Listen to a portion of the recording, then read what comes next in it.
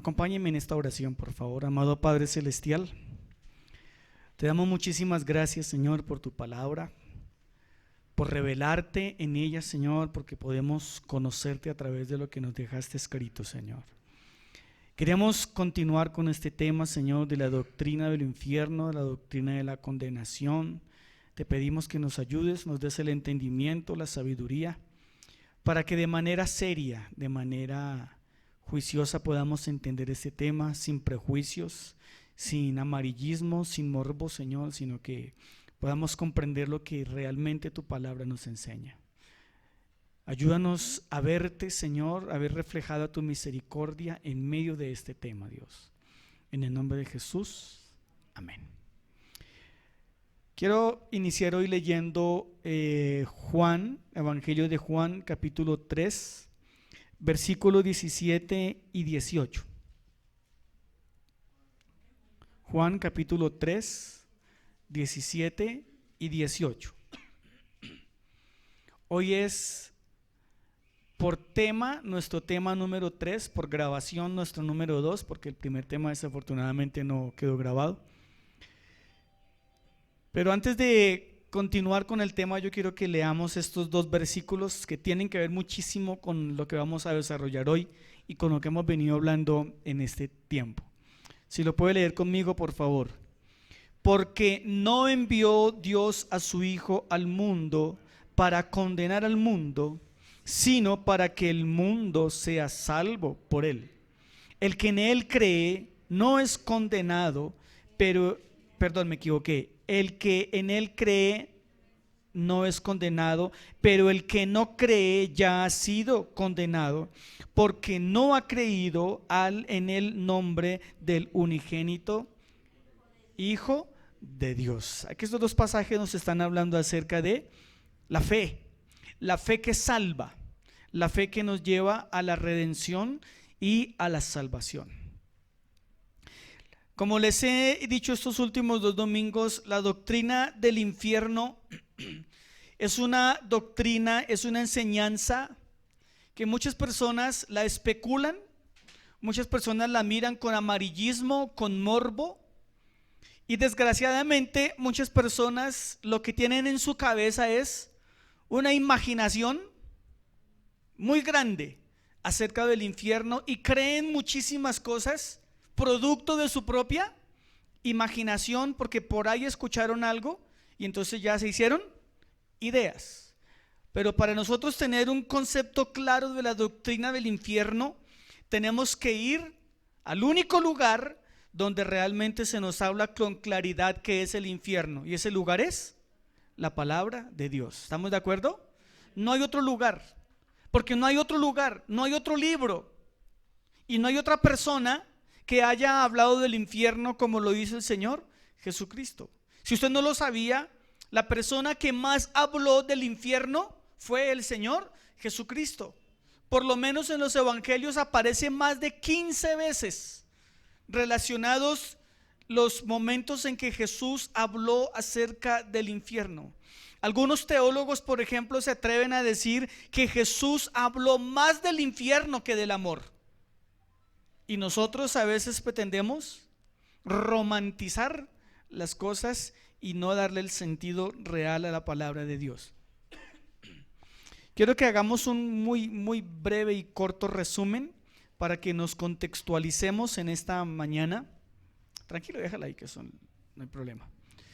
Dijimos que la Biblia utiliza palabras como Seol, Hades, fuego consumidor, Abadón, infierno, lago de fuego, horno de fuego, abismo, etcétera, etcétera. Dijimos que todas estas palabras tienen que ver con la doctrina del infierno y que cada una de estas palabras tiene un uso y un significado dependiendo del contexto en el cual se usaron. Dijimos que en el Antiguo Testamento la palabra que se usó fue Seol, y esa palabra traducida al Nuevo Testamento se tradujo como Hades. Hago un paréntesis, ¿quién quiere tinto? Es para que la prédica no sea tan dura. O aromática, también hay aromática. Usted dirá, ay pastor, en medio de la prédica no se reparte tinto. ¿Por qué no? Bien. ¿Falta el pan? Bien, sigamos acá. No se distraigan. Entonces, Seol en el Antiguo Testamento, Hades en el Nuevo Testamento. ¿Listo? Y en el Nuevo Testamento aparecen entonces otras palabras como infierno, lago de fuego, lago de azufre, fuego que no se apaga, todas estas palabras. Y dijimos que el Sheol y el Hades son la misma cosa entre comillas. Y dijimos que el Hades y el Seol es el lugar de los muertos, donde van los muertos. Y dijimos que entonces el Hades es un lugar muy grande, y en ese lugar grande está el lugar de tormento y está el seno de Abraham. ¿Sí? ¿Estamos bien hasta ahí? Miren como, ¿usted cuándo dijo eso, pastor? Sí, el domingo pasado y el domingo anterior. Y entonces en el Hades encontramos en los relatos de la Biblia que los justos iban al Hades y los pecadores también iban al Hades. Pero el Hades está dividido en dos compartimentos: lugar de tormento y el seno de Abraham.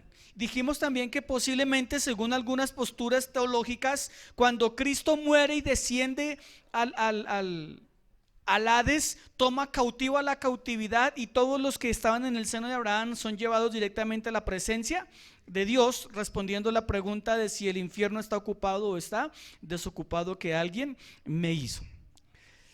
¿Qué más tengo que recordarles? Recordándoles que Jesús utilizó la palabra Gehenna, que la palabra Gehenna era el botadero de basura que estaba a las afueras de la ciudad de Jerusalén, y que permanecía todo el tiempo encendida en llamas para consumir y para quemar todo lo que hay, todos los desechos. Y algunos historiadores cuentan que inclusive algunas personas llegaron a ser lanzadas en el Gehenna para ser cremadas. Y Jesús utilizó esta palabra para referirse al estado de condenación eterna. ¿Vamos bien hasta ahí? ¿Sí? ¿Estamos bien, hermanos? ¿Todo está claro? Luego hablamos acerca de cómo Cristo presenta esta verdad del infierno, y hablamos de la centralidad de Cristo, y vimos cómo Cristo describe el infierno de una manera amplia y de una manera detallada. Cristo dijo que es un lugar de tormento, Cristo dijo que es un lugar de llamas, Cristo dijo que es un lugar donde las llamas no se apagan, Cristo dijo que era un lugar de crujir de dientes. Cristo expresó cómo, nos manifestó cómo es ese lugar. También les enseñé que algunos teólogos dicen que son figuras, son analogías de cómo es el infierno, pero seguramente es mucho más real y mucho más escalofriante de lo que podemos nosotros leer en las Escrituras. Y hoy quiero hablarles, continuar con la centralidad de Cristo, cómo Cristo presenta el infierno, cómo Cristo presenta esta verdad. Y ahora sí entramos con las diapositivas. Estaban perdidas las pobres. ¿A dónde va que no las encontramos? Entonces hoy vamos a hablar acerca de la centralidad de Cristo. Yo quiero que hoy pensemos en cómo Jesús destaca el énfasis del juicio, cómo Jesús destaca la separación eterna, y cómo Jesús a lo largo de sus enseñanzas de la Biblia destaca la urgencia de la salvación. Cuando hablamos del tema del infierno, por eso les decía que no tenemos que tomarlo en un sentido amarillista y morboso, sino que tenemos que entender que la enseñanza de la doctrina del Evangelio tiene como fin mover a las personas para que busquen el plan de salvación. Porque no se trata de ver aquí cuántos se van a quemar y cómo se van a quemar, y si van a oler a quemado y si no van a oler a quemado, y si el gusano es grande o el gusano es pequeño, y si al rechinar los dientes se le va a caer la caja, y los que no tienen dientes cómo van a hacer. No nos interesa eso. Nos interesa es entender que hay un lugar, pero que la obra perfecta de Cristo vino a liberarnos de ese horrendo destino de condenación eterna. Ese es el objetivo de esto, hermano. ¿Estamos de acuerdo? Ahora, hermanos, Jesús, habló del infierno con claridad y Jesús habló del infierno con urgencia.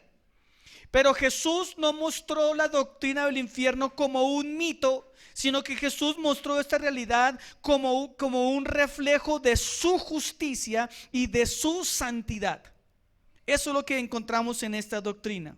Ahora, para que nosotros podamos entender esta realidad que para nosotros es ajena, porque no la vivimos, no la conocemos, y si alguno de ustedes ya fue al infierno, por favor cuénteme cómo es, porque no tengo ni idea. Y los que han ido poco le creo, a los que dicen que han ido poco les creo a sus cuentos, porque dicen más cosas ficticias que bíblicas. Así que Cristo, para los que no hemos ido y seguramente no iremos, nos muestra estas verdades, y Cristo utilizó imágenes vívidas para darnos a entender esta realidad. Jesús utilizó el fuego, Jesús utilizó la oscuridad, Jesús utilizó el llanto para decir cómo es el infierno. Pero les recuerdo que el enfoque principal es advertirnos de ese lugar y que Él quiere que las personas sean salvas. Ese es el gran objetivo de esto. Amén. Miremos entonces la relación del infierno con el pecador condenado. Vamos a hablar hoy de eso. La relación, voy a tocar 2 puntos. Primer punto, la relación del infierno con el pecador condenado. En esta sala hay 2 tipos de pecadores. Levanten la mano los pecadores. Los que no son pecadores me rinden una casa. Hay 2 tipos de pecadores. Hay el pecador arrepentido y hay el pecador condenado. Al infierno van a ir los pecadores no arrepentidos y al cielo van a ir los pecadores arrepentidos. Esa es la gran realidad, hermano, porque esta sala y todos los que no vinieron hoy está inundada de gente pecadora. Desde el que les está hablando hasta el último que está allá atrás sentado, todos aquí somos pecadores, hermano, que la palabra me lo enseña. Así que mira al hermano que está a su lado y hágale mala cara. Ese hermano que está a su lado es pecador, pero le puedo garantizar que usted es más pecador que él. Pero para los pecadores que han venido a Cristo en arrepentimiento y en fe, el infierno no es su morada eterna. Así que al cielo también, ¿quién va a ir? Los pecadores arrepentidos. Vea que es tan bonito lo que la palabra me enseña. A veces creemos, ay no, el día que yo deje de ser pecador voy a ir al cielo. Entonces, hermano, jamás va a ir al cielo, porque vivimos en una naturaleza pecaminosa. Dijo el pastor, el cantante, el de kiosco, Fabián Liendo, dice lo siguiente: pecado no es lo que hacemos, pecado es lo que somos. Yo soy pecador. Y yo a veces cuando estoy orando al Señor le digo: Señor, perdóname hasta mi respiración, porque mi respiración te ofende. Porque Dios es absolutamente santo y no tiene comunión con el pecado. Y si yo soy pecador, hasta mi respiración emana inmundicia y ofende a Dios.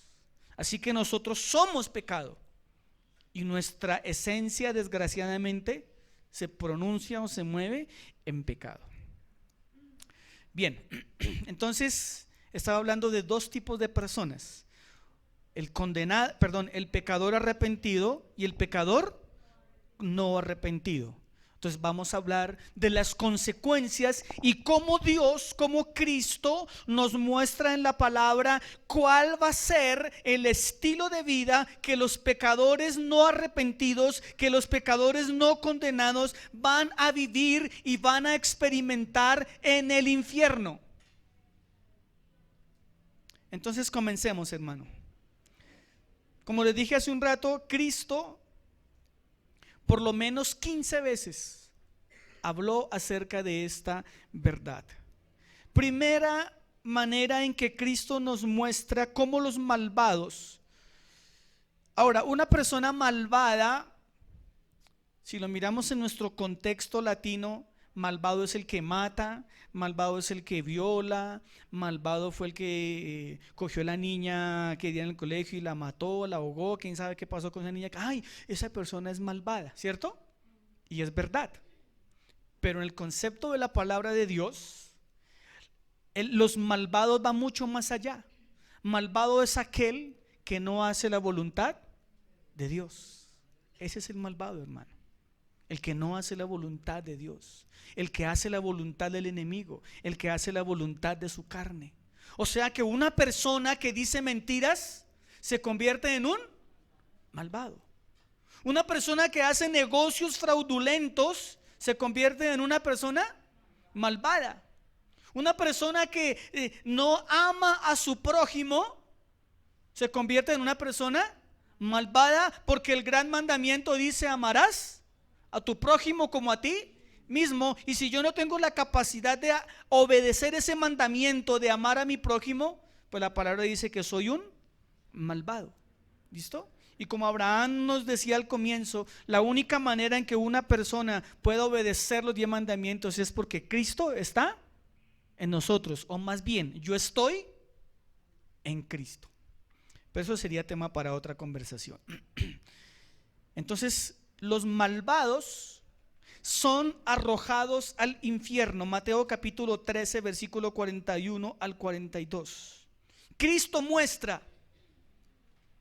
Recuerde que vamos a hablar de cómo Cristo ve, o cómo Cristo nos enseña qué va a pasar con las personas. Ya vimos cómo es ese lugar, ya entendemos cómo es ese lugar.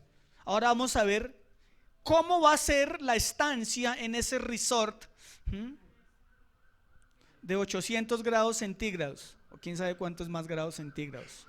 Mateo capítulo 13, versículo 41 y 42.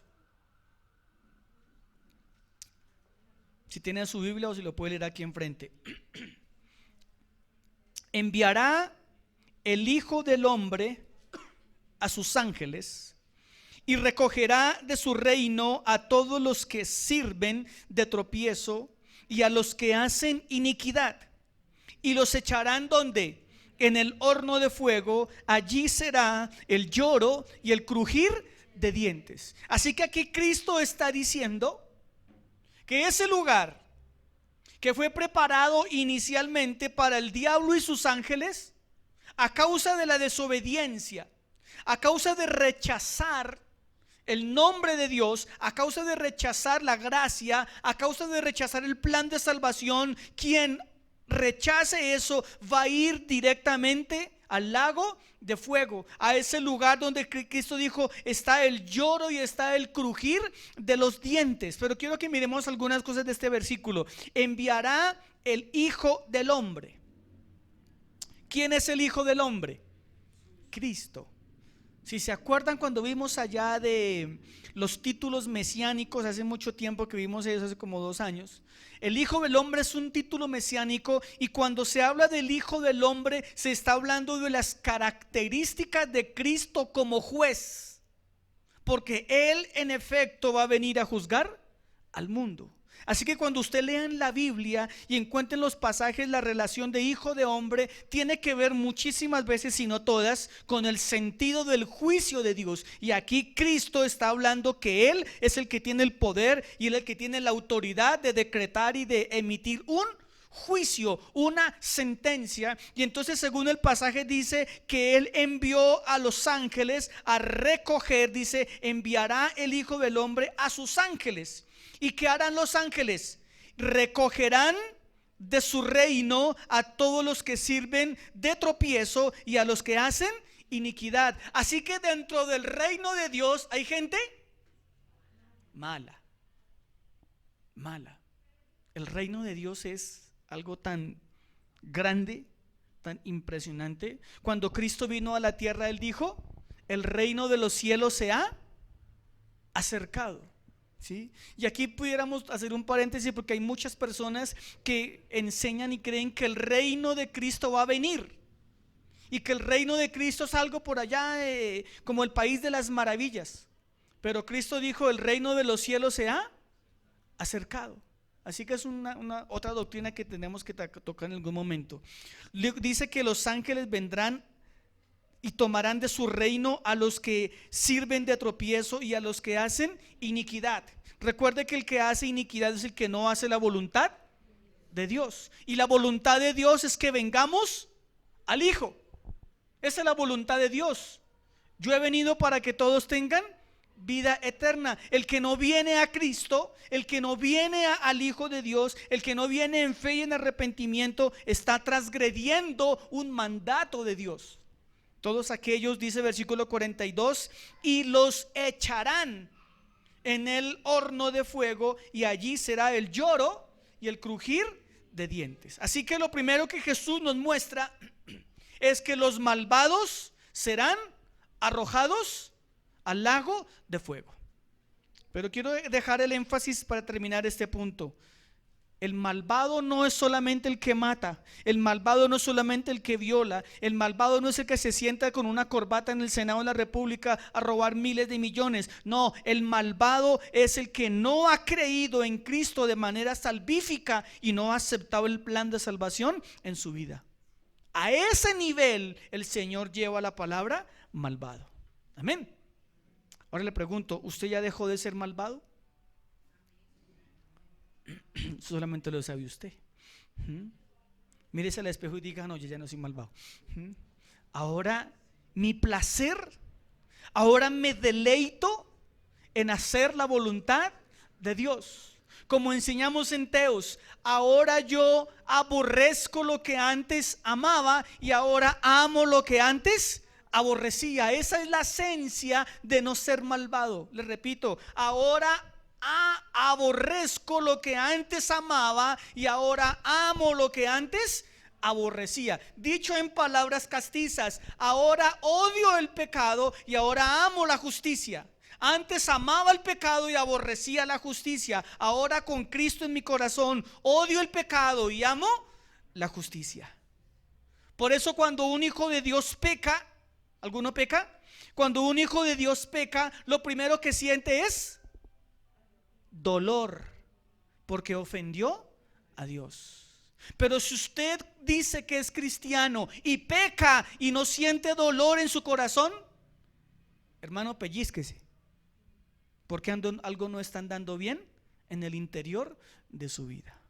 A un hijo de Dios nacido genuinamente lo debe mover el arrepentimiento. Segunda manera en que Cristo nos presenta cómo las personas experimentarán ese castigo eterno está en Marcos capítulo 9 versículo 43 al 48. Jesús, utilizando la imagen del Gehenna, del infierno, citando al profeta Isaías del capítulo 66 24, Jesús dice que este lugar es un lugar de tormento eterno. La condenación para los malvados será una condenación eterna. Lea conmigo Marcos 9:43. Si tu mano te fuere ocasión de caer, córtala. Mejor te es entrar en la vida manco que teniendo dos manos e ir ¿a dónde? Al infierno, al fuego que no puede ser apagado, donde el gusano de ellos no muere y el fuego nunca se apaga. Así que Jesús nos está diciendo que el infierno no es un lugar, no es un pasadía como el que nos vende con subsidio, los que van a Piscilago. No es un pasadía, no es un pasatiempo.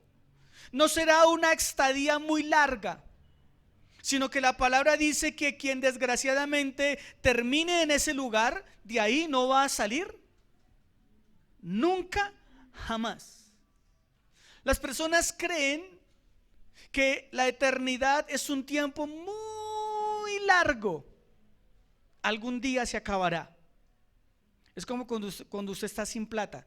Usted dice: no, ya casi llega la quincena, ya casi llega el sueldo, ¿cierto? Usted tiene una esperanza, ¿verdad? Pero en la eternidad no hay esperanza. No hay esperanza. Así que para los condenados, para los malvados que son lanzados al lago de fuego, es un tormento eterno que no va a terminar nunca jamás. Por eso Jesús, yo creo que su énfasis en tanto hablar acerca del infierno, Jesús lo que quería mostrarnos es que ese lugar realmente es espantoso, es terrible, y Él no quiere que las personas vayan a ese lugar. Ahora, aquí tenemos que tener cuidado en la interpretación de este texto. Por favor, no se me vaya a quitar las manos, no se me vaya a arrancar los ojos, porque yo puedo interpretarlo literalmente, Señor, que no caiga en el ascetismo, o sea, en prohibirse hacer cosas, pensando que por el prohibirme voy a obtener beneficios, que es lo contrario al legalismo. Entonces Marcos dice: si tu mano derecha, si tu mano te es ocasión de caer, córtala. ¿Qué tal que yo me quite estas manos con las que yo trabajo? Pues me moriría de hambre. Entonces aquí Marcos no está diciendo que nos amputemos físicamente las manos. Aquí Marcos está hablando de una actitud frente al pecado. Si mis manos me llevan a mirar cosas en el dispositivo que no son las más santas, ¿qué debo hacer? Pues quitar mis manos ¿de dónde? Del dispositivo. Coja un asadón, coja una pica, coja una pala, coja un esfero, coja un computador, coja algo en el cual usted pueda hacer que sus manos sean de bendición. ¿Estamos de acuerdo? Lo mismo está diciendo acá. Pero dice, mejor es entrar en la vida manco que teniendo dos manos e ir al infierno. Y luego habla del ojo, pero pues bueno, no vamos a hablar de eso. Luego dice el 44, donde el gusano de ellos no muere. Algunos intérpretes de la Biblia consideran que habrá un gusano, que en efecto en el infierno hay gusanos. Pues a mí no me consta, hermano, porque yo no he ido, ni he tenido una visión, ni he tenido un sueño, y para serles sincero, espero no llegar allá, ¿sí? Ni siquiera hacer la oreja por ahí, hermano, ¿sí? Yo espero el día que el Señor me llame a su presencia, pasar derecho. Así que moriré sabiendo si será un gusano real, o es una metáfora, o es una analogía, o como algunos interpretan en la Biblia, que dice que el gusano son los pensamientos de la persona que no van a morir nunca más. Pero sea literal, o sea analógico, o sea una metáfora, Jesús dijo que hay algo que va a atormentar a las personas y que va a permanecer. Ese tormento será eterno. Eso es lo que realmente nos debe importar. Donde el gusano de ellos no muere y el fuego nunca se apaga. La misma historia, hermano. Yo no sé si en el infierno hay llamas de verdad, ¿sí? Si alguno de ustedes quiere ir, vaya, lo experimenta, y si puede, viene y nos cuenta. Pero le garantizo que ese boleto no tiene. Entonces mejor quédese con lo que dice la Biblia, hermano. No vaya a investigar, hermano. Sea un fuego real, o sea el fuego del alma, Jesús dijo que ese fuego nunca se apagará. Amén. ¿Alguno de ustedes se ha quemado en la vida? ¿Alguien se ha quemado? Qué dolor, ¿sí o no? Yo me quemé toda la cara, toda la piel, el pecho, las piernas con manteca hirviendo. Soy bonito por la gracia de Dios, que mi cara no quedó arrugada, ni mi piel no quedó arrugada. Dios quería mantenerme así bello y lo logró. Pero qué dolor, hermano. Qué dolor que soporté ese domingo como a las 2 de la tarde cuando me quemé. Hermano, los que se han quemado saben lo que duele una quemadura. O así usted cuando usted frita un huevo y le salpica una gotica, usted siente morirse.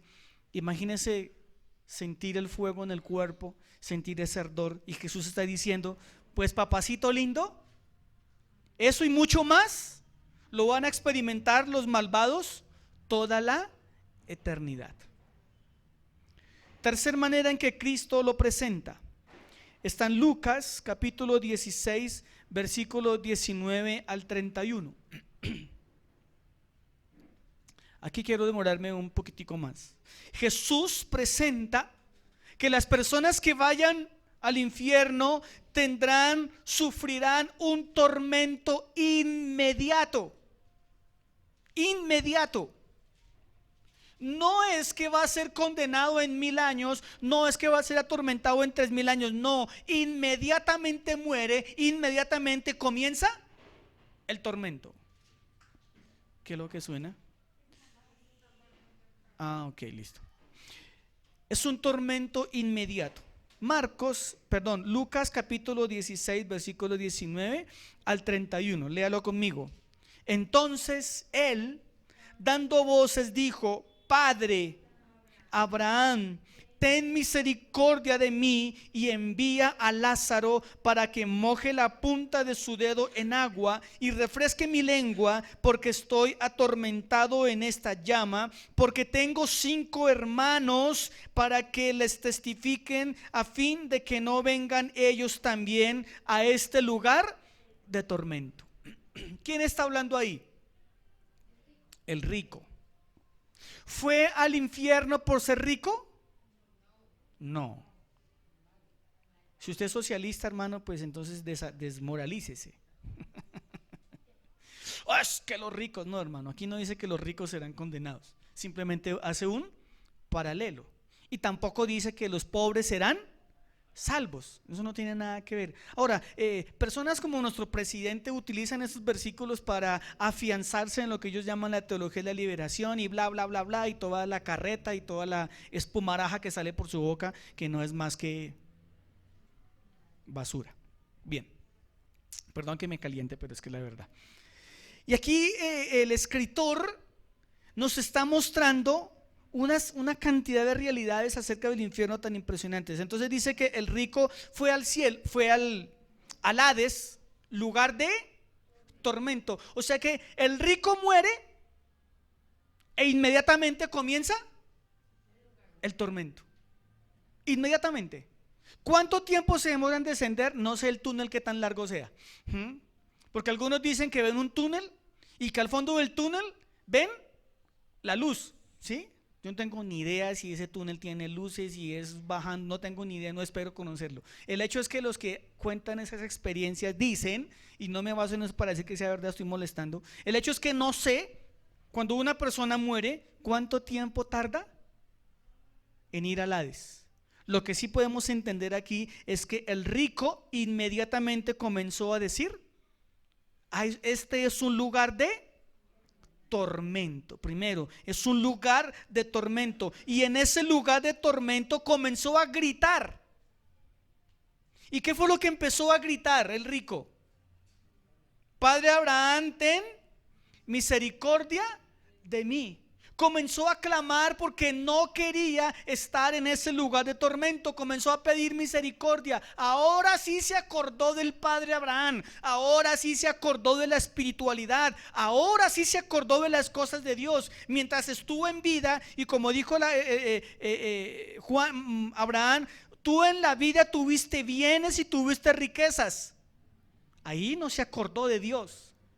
Pero cuando estaba en el lugar de tormento, ahora sí se acordó de Dios. ¿Cuántos aquí atesoramos las cosas materiales? Ahí levante la mano, no sea mentiroso, hermano. ¿Cuánto cuida usted ese celular que lo compró con tanto esfuerzo? Ay, ¿cuánto cuida usted ese pantalón que le costó una quincena, hermano? ¿Cuánto cuida usted ese carro que le costó un riñón, un pulmón, un hígado, un intestino, hermano? Esas gafas, esa casa, todo, hermano, ¿cierto? Vaya, mi hijo me raya el carro y le verá el problema en que se mete, hermano.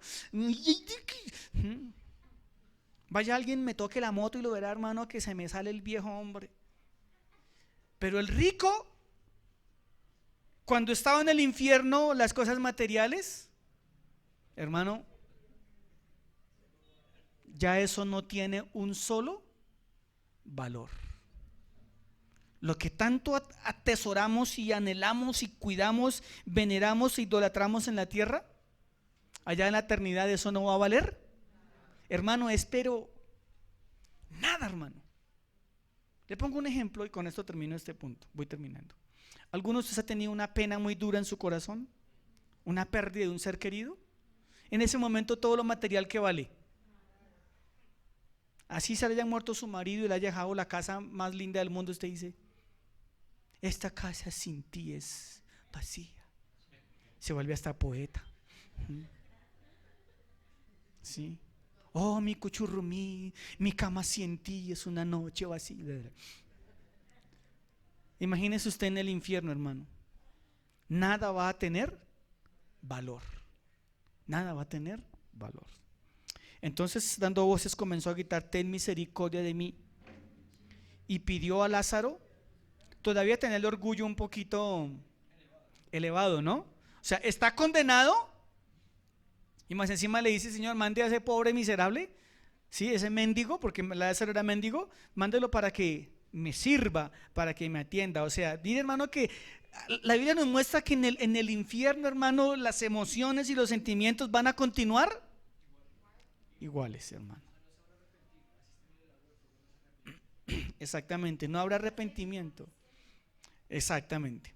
Luego sigue diciendo: para que refresque mi lengua, porque estoy atormentado en esta llama. ¿Sí? Ya aclaré lo que son las llamas.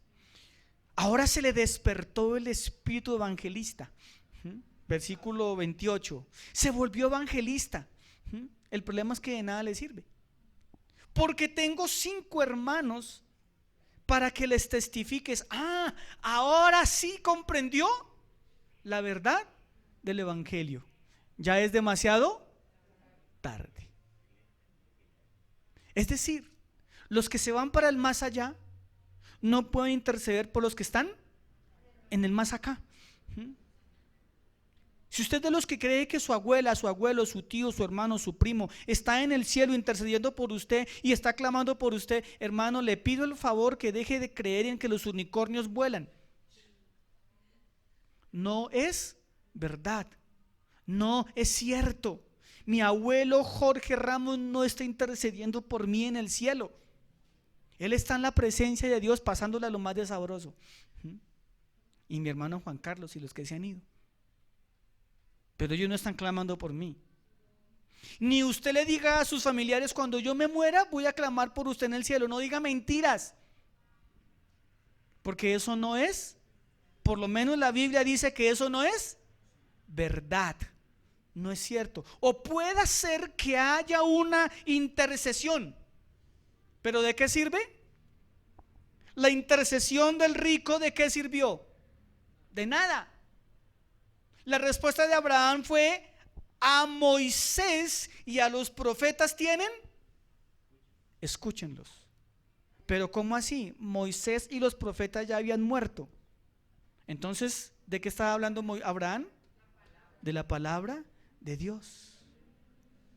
Para que la gente sea salva tiene que escuchar a Moisés y a los profetas, que es la palabra de Dios. ¿Estamos de acuerdo? Bien, miremos rápidamente algunas posibles interpretaciones de cómo serán los tormentos en el Hades y en el infierno. Porque es que la Biblia yo no he encontrado que diga lo siguiente: y aparecerá un ángel con una cola bien larga y unos cachos bien afilados y un tridente en su mano y chuzará por la cola a los condenados. No, yo no encuentro en la Biblia eso. En cambio, sí he escuchado ridiculeces como estas, de gente que dice que ha ido al infierno y que ha visto los condenados y que vieron a fulano y que vieron a sultano y que vieron a Pokémon y que vieron a X muñeco y que vieron a la Barney, que vieron... Todo eso lo cuentan esas personas, hermano. O sea, se pegan unas fumadas, ¿sí? Se acuestan a dormir, se pegan unos viajados. Entonces, algunas de esas personas que he escuchado dicen que si usted fue una persona prostituta, escuche estas, cuando llega al infierno, la tortura va a ser que muchos demonios lo van a violar. ¿De dónde sacan eso, hermano? Y se paran en un púlpito y lloran y hacen todo un espectáculo y que Dios los llevó al infierno a presenciar eso. Otros dicen que si usted era ladrón y que usted pues robaba con sus manos, en el infierno Dios va a coger sus manos y va a lastimar sus manos, y ese va a ser el castigo eterno. ¿Y ni para qué le sigo contando, hermano? Por eso le digo que yo no creo en ese tipo de viajes marihuaneros.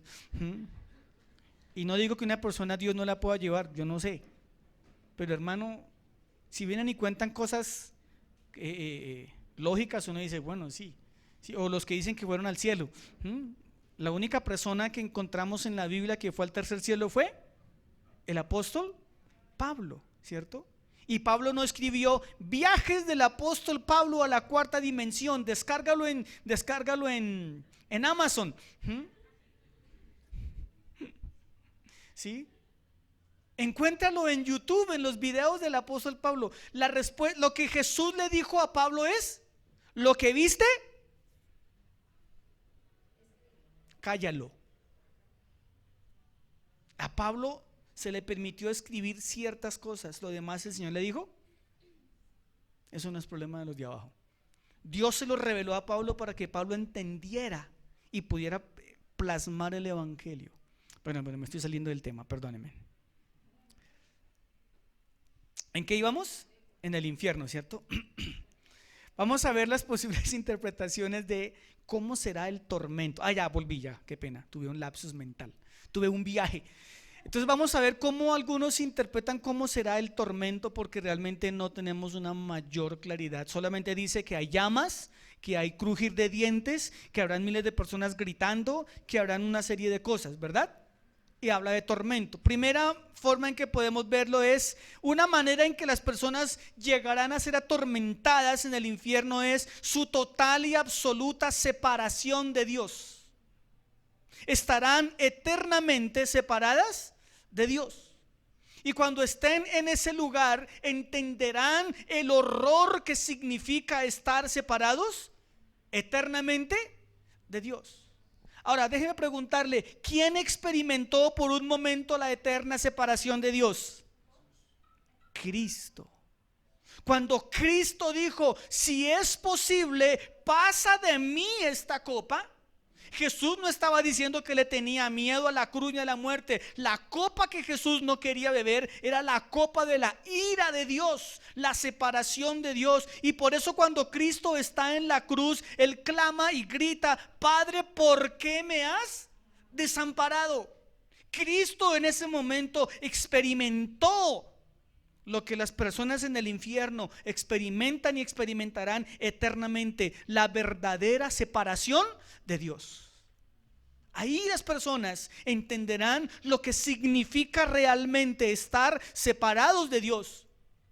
Porque donde no está Dios hay oscuridad, donde no está Dios hay tinieblas, donde no hay Dios, hermano, existe toda la maldad habida y por haber. Lo encontramos en 2 de Tesalonicenses 1:9, no sé si lo copié. Sufrirán pena de eterna perdición, excluidos de la presencia del Señor y de la gloria de su poder.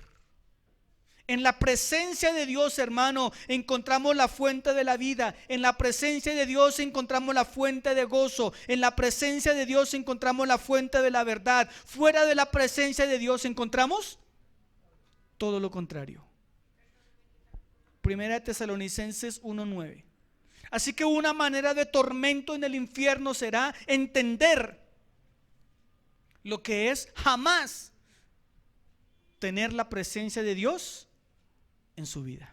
Segunda manera en que se puede entender los tormentos en el infierno es que habrá una conciencia del juicio justo.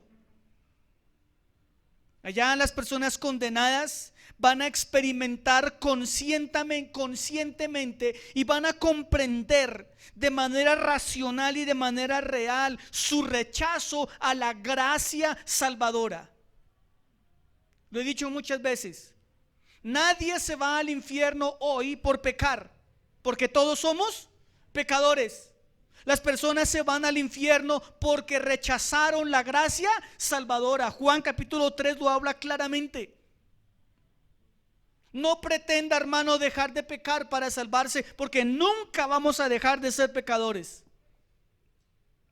Vamos a ir al cielo porque aceptemos que Cristo murió por mí y que yo he venido en obediencia y en arrepentimiento y en fe a Cristo Jesús. Y Él lo que demanda es que yo crea que Él es el que me puede salvar. Que no me salvo por mis obras, sino que me salvo por la gracia que Cristo Jesús derramó en la cruz por nosotros. ¿Estamos de acuerdo? Esta conciencia de juicio, esta conciencia de haber rechazado el plan de salvación, de haber rechazado la gracia salvadora, hermano, lo que va a producir en el condenado es un remordimiento, es una vergüenza y es una desesperanza que lo va a acompañar toda la eternidad. ¿Alguno de ustedes se arrepiente hoy por algo que hizo hace años? ¿O por algo que dejó de hacer hace años? Y han pasado 20 años y seguimos diciendo, ¿yo por qué hice eso? ¿Alguno? ¿O yo por qué no hice eso? Imagínense ese mismo sentimiento en el infierno. ¿Yo por qué no obedecí el evangelio? ¿Yo por qué no leí la Biblia? Y no es por leer la Biblia que me salve. ¿Yo por qué no obedecí la gracia salvadora? Se va a ir una eternidad a remorderle su conciencia. Quizás el mayor tormento será el autocastigo, hermano. ¿Cómo su misma conciencia lo va a castigar día? Bueno, allá no hay día ni noche, por eternidad. Tercero, quizás el tormento eterno será una ruina espiritual irreversible. Allá en ese lugar de tormento, el infierno representa una condición de ruina y una condición de castigo. ¿Por qué ruina y por qué castigo? Porque le va a pasar lo que le pasó al rico. No hay esperanza, no hay esperanza, no hay clamor que valga la pena, hermano. No hay misa que valga, no hay indulgencia que valga, no hay clamor que valga, hermano. No hay esperanza. Y quizás el mayor tormento, uno de los tormentos que va a haber en el infierno, es entender y comprender que los gritos de auxilio y los gritos de misericordia no serán escuchados por nadie.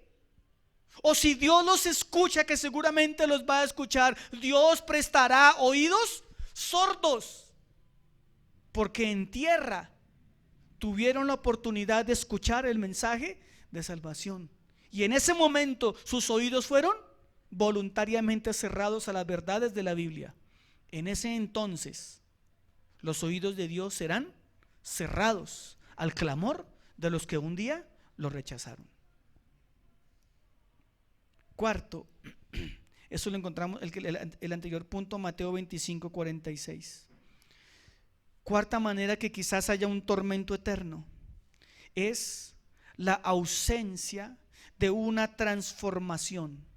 Qué interesante esto, hermano. En el cielo hay crecimiento y hay plenitud. Algún teólogo hace poco escuché y él hacía unas especulaciones, y él decía que en la eternidad con Dios vamos a crecer como personas y como individuos de maneras inimaginables. Y utilizaba una serie de versículos para dar a entender cómo en el cielo, cómo en la eternidad con Dios nosotros vamos a crecer en muchos aspectos. Y cómo en el cielo alcanzaremos la verdadera plenitud de vida en Cristo. Pero para los que estén en el lago de fuego y azufre, hermano, van a experimentar todo lo contrario, hermano. No va a haber crecimiento, no va a haber plenitud, va a haber un estancamiento eterno y nunca dejará de ser quien es. Todo lo contrario, cada día en el infierno seguramente el dolor, la angustia, la amargura, la desesperación irá creciendo más y más. Así que Jesús nos presenta este lugar como un lugar de castigo consciente, un lugar de castigo eterno, y es el resultado de rechazar a Dios. Mi segundo punto en esta mañana es el infierno y la justicia de Dios. Solo tengo 3 puntos de este y terminamos.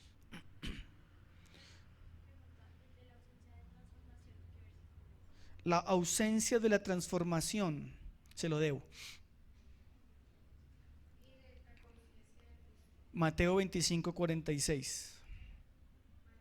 25:46. Bien. Duro, ¿no es cierto? Y pudiéramos llegar a pensar que Dios es injusto. Como un Dios de amor, como un Dios de misericordia es capaz de arrojar personas al infierno. Alguien me dijo hace poco, ¿por qué Dios mejor no dejaba las cosas así? Esa respuesta la respondí en TikTok. ¿Por qué Dios mejor no dejaba las cosas así? Adán y Eva pecaron, y ¿por qué Dios sencillamente dijo, tranquilo, no ha pasado nada? ¿Sí? Es como cuando uno de nuestros hijos va y se come la presa del hermano, y uno como papá le dice, tranquilo, mijo, no ha pasado nada. ¿Sí? Creo que ningún papá hace eso, ¿cierto? O por lo menos en mi casa no, miren. ¿Sí? Armamos la tercera batalla, la tercera guerra mundial. ¿Sí? Imagínese usted, cuando Adán y Eva y cuando usted y yo ofendimos la santidad de Dios, Dios no podía decir, dejemos así tranquilo. No, Dios tenía que hacer justicia. La santidad de Dios lo obliga a hacer justicia. Y Dios actuó y Dios obró en perfecta justicia. Lo que pasa es que para nosotros la justicia de Dios es muy dura, es muy severa, y quisiéramos que Dios no actuara en justicia, pero Él actúa en perfecta, en santa justicia, y Él actúa con equidad. Y nada que Dios hace, hermano, es injusto.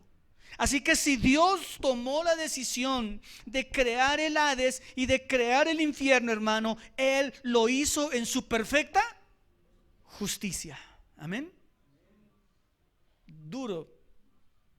Eso creo que no lo podemos lograr entender a dimensión, hermano. ¿Sí? No podemos. Solamente debemos creer lo que la palabra nos muestra. Entonces miremos rápidamente el infierno y la justicia de Dios. Mateo 25:41. Jesús enseñó que el infierno es el resultado de la justicia divina contra el pecado. Y pudiéramos tener aquí cualquier cantidad de citas, pero el tiempo no nos da. Jesús enseñó que el infierno es el resultado de la justicia divina contra el pecado.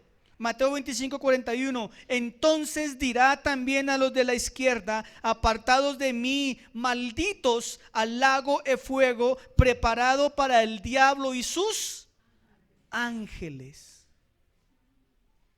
Mire que este lugar tenía dos invitados. Bueno, dos no, digamos dos especies invitadas en primer lugar: el diablo y los ángeles. Pero a causa de que el hombre pecó, también acarreó la misma consecuencia. Así que Jesús nos enseña que el infierno es producto de su justicia a causa del pecado. Satanás, cuando era Luzbel, tomó la decisión de rebelarse contra Dios, pecó.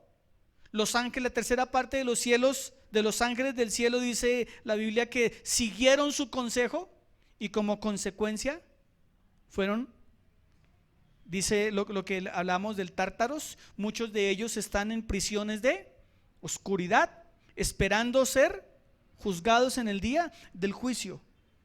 Y creó en ese momento, o antes, no sé, no tengo ni idea, creó el infierno para castigar, o creó su cárcel para castigar a los malhechores. El primer malhechor de la historia fue Luzbel. Los segundos malhechores de la historia fueron los ángeles, y el tercer grupo de malhechores fuimos nosotros. Amén. Juan capítulo 3 versículo 36, hablando del infierno y la justicia de Dios. Por la justicia de Dios, la separación eterna de Dios, es el destino eterno de quienes rechazan la oferta de salvación. Le repito, hermano, la separación eterna de Dios es el destino de quienes rechazan la oferta de salvación. Juan 3:36 dice: el que cree en el Hijo tiene vida eterna, pero el que rehúsa creer en el Hijo no verá la vida, sino que la ira de Dios estará sobre él. Así que la justicia de Dios demanda algo. La justicia de Dios demanda que usted y yo creamos con una fe salvadora, con una fe de que Cristo me puede salvar y rescatar de las garras de la condenación. Por eso le decía que no son las buenas obras, no son mis intentos, no son mis deseos, no son mis sueños, no son mis anhelos. Porque si le preguntamos a todo el mundo cuántos quieren ir al cielo, todo el mundo va a decir: yo quiero ir al cielo. No es por intenciones que vamos al cielo. No es por portarnos bien que vamos al cielo.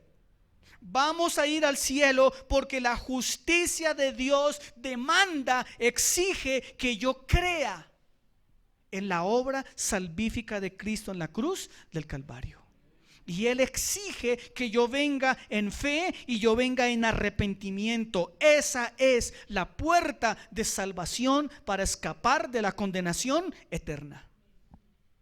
Y le recuerdo, hermano, que toda persona que en este momento está pisando la faz de la tierra ya está condenada. La palabra dice en Juan 3 que el que no cree en el Hijo ya es condenado, hermano.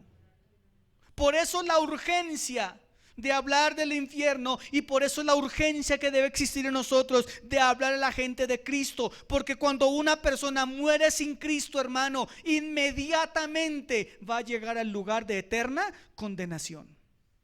Es aquí en vida, hermano, es ahora que tenemos la oportunidad de salvación. Quizás por eso el profeta dijo: hoy es el día de salvación. Es hoy. Mañana puede ser demasiado tarde. Dentro de 2 minutos puede ser demasiado tarde. Usted se puede acostar esta noche creyendo que mañana se va a levantar a las 5:30. Y puede ser que cuando abra los ojos esté en medio de llamas ardientes. Esa es la realidad, hermano. O si vino en fe y en arrepentimiento, estará en el regazo del Señor Jesucristo. Y voy terminando ahora sí. Juan 3, 16 y 17, con el que comencé. Ahora sí termino. Jesús no se deleita en el juicio, hermano. Aunque Él hace justicia, y aunque su justicia es dura para nosotros, y aunque Él es un Dios muy severo, Dios no se deleita en eso. Dios no se deleita en las personas que lo rechazan y se condenan. Dios no es mezquino, Dios no es malvado, hermano, como algunas personas lo ven. Y creen que Dios se deleita y se alegra con los que se pierden. No, eso no es así, hermano. Porque el profeta dice que Dios desea el arrepentimiento y la salvación de todas las personas. Él quiere que todos vengan al arrepentimiento. Eso es lo que Él desea. Eso es lo que Él quiere. Juan 3, 16 al 17. Jesús no se deleita en el juicio, hermanos, sino todo lo contrario. Jesús nos está ofreciendo un plan de salvación. Ese plan de salvación es para evitar que las personas continúen bajo el estado de condenación. Leamos Juan 3:16. Porque de tal manera, ¿alguien está cumpliendo años que le están cantando serenata? Porque de tal manera amó Dios al mundo, que ha dado a su Hijo unigénito, para que todo aquel que en él cree no se pierda, mas tenga vida eterna. Porque no envió Dios a su Hijo al mundo para condenar al mundo, sino para que el mundo sea salvo. ¿Por quién? Por él. Y lea el 18, que no lo escribí ahí. El que en él cree no es condenado. Quiero preguntarle, ¿usted ya creyó en Cristo para salvación? O sea, usted ya un día quebrantado le dijo: Señor, si tú no me salvas, me muero. Si tú no me salvas, me condeno, Señor. Esa es la confianza, hermano. Póngame atención, porque de toda la prédica esto es lo más importante. Porque de nada me sirve que usted se vaya sabiendo que el infierno es feo. Lo que me interesa es que usted se vaya de aquí entendiendo que Cristo lo quiere salvar del estado actual de condenación en que están las personas por no creer en la salvación. Eso es lo que me interesa hoy, hermano. Y si usted no ha venido a la salvación, hoy es el día para que usted le diga: Señor, sálvame. Que hoy en su corazón sea el mismo grito: Señor, ven y sálvame. Señor, ven y rescátame. Señor, yo quiero salir de este estado de condenación y quiero pasar al estado de vida eterna. Ese es el llamado que Cristo nos está haciendo. El que en él cree no es condenado, pero el que se rehúsa a creer, mire, ya ha sido condenado. No va a ser condenado, ya es condenado. Ya es condenado, porque no ha creído en el nombre del unigénito Hijo de Dios. Amado Padre, te damos gracias. Gracias por tu palabra, Señor. Tú nos has presentado el infierno como una realidad espiritual de sufrimiento eterno, Señor. Pero tu plan, tu maravilloso plan, Señor, planeado desde la eternidad, ejecutado por el Señor Jesucristo, hecho realidad por la obra del Espíritu Santo, Señor, es lo que tú quieres para nosotros, Señor. Señor, hoy queremos clamar a ti por misericordia, Señor. Porque la realidad bíblica, Señor, es que el que no ha venido en fe y en arrepentimiento ya tiene sobre sí una sentencia condenatoria, Señor. Clamamos a ti por misericordia, por bondad, Señor. Ten misericordia, Señor, de los que decimos creer en el Evangelio, Señor. Ten misericordia. Hoy te decimos, Señor, que nuestra fe no depende de nuestra religión. Nuestra fe no depende, Señor, de nuestros esfuerzos espirituales. Nuestra fe depende de ti, Jesús. Hoy confesamos con nuestra boca, Señor, de que a pesar de nuestro estado de pecado, Señor, creemos que tú nos rescataste, nos redimiste, nos salvaste, Señor. Lavaste nuestra culpa, Señor.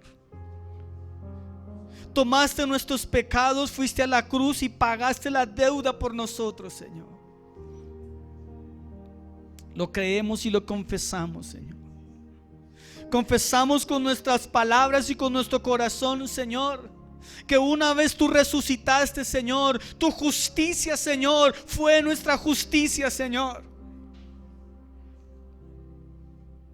Y que por tus méritos, Señor, fuimos rescatados del horno del infierno, Señor. Gracias. Gracias por esa obra perfecta, completa y maravillosa en la cruz, Señor.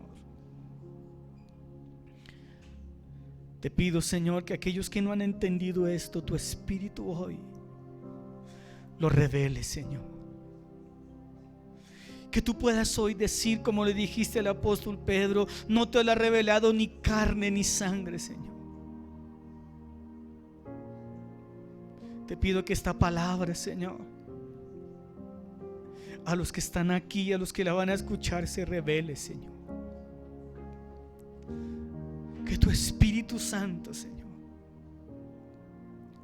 nos haga comprender la miseria espiritual a causa de nuestro pecado, Señor. Y entendiendo esa miseria, podamos levantar la mirada y decir: ten misericordia de mí, Señor. Sálvame.